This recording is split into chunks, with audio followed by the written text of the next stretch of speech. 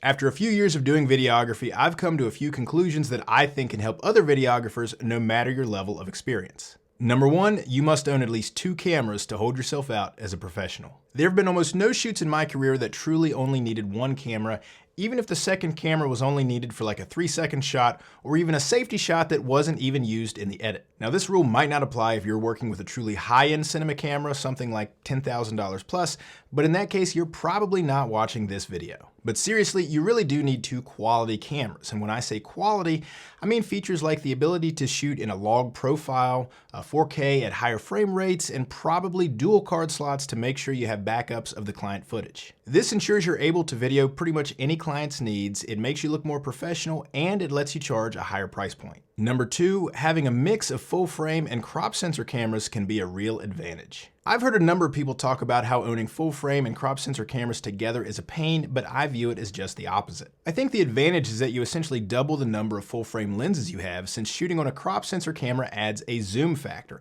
I shoot Sony, and so the APS-C or the crop sensor adds a 1.5 times crop. For instance, if I want to shoot with a 35mm prime, I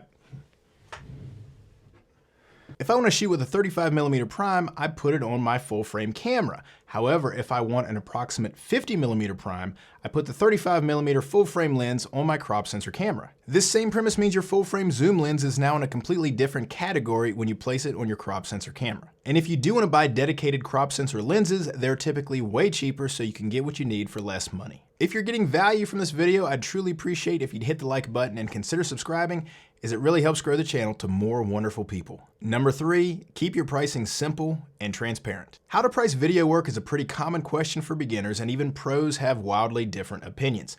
I've tried out several models, and I'm a pretty big fan of one in particular. I think if you're a one-man band, the best thing you can do is come up with a day rate and a half-day rate that's based upon your skill level and the gear you currently own.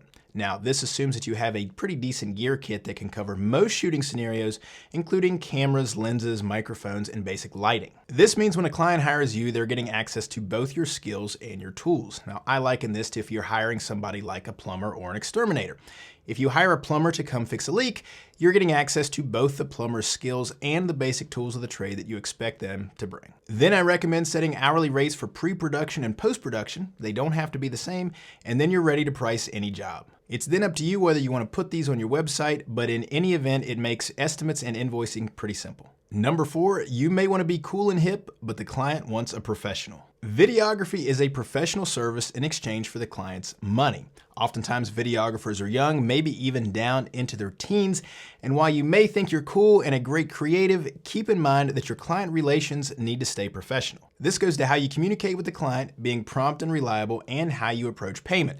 Again, I liken this to yourself hiring a professional like a plumber or a landscaper. You're paying your hard-earned money for them to do a service that you either can't do or don't want to do, and all the while, you want to be dealing with a pro on the other side. If you found this video useful, check out some of my other videos to help you on your content and video creation journey.